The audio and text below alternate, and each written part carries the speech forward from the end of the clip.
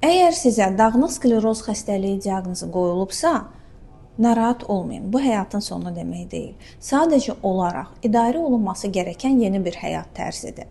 Və ilk iş mətbəxdən başlayır. Bu diaqnoz qoyulan insanlar ilk növbədə Ağdəniz pəhrizinə başlamalıdırlar. Yəni zeytun yağından daha çox istifadə etməlidirlər, balıq və yaşıllıqlardan. Niyə?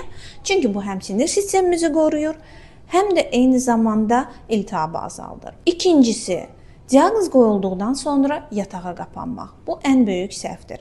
Bəli, siz ağırlıq qaldırmamalısınız. Lakin gündəlik gəzinti, yoga və pilates bu xəstəliyin yorğunluğunu azaltmış ola bilər və eyni zamanda da əzələ sərtliyini azalda bilər. Üçüncüsü, vitamin D-yə nəzarət. Vitamin D defisiti xəstəliyi yarada biləcək teoriyaların arasındadır və eyni zamanda da vitamin D defisiti olduğu zaman xəstəliyimiz də daha ağır gedə bilər. Ona görə mütəmadi olaraq qan analizi ilə vitamin D-vizə nəzarət eləyin, lakin həkim məsləhəti olmadan çox yüksək dozalarda vitamin D qəbul etməyin. Yəni, qısacası, sizə bu diaqnoz qoyulduğu zaman doğru düzgün müalicə və həyat tərzi ilə siz bu xəstəliyi idarə edə bilərsiniz.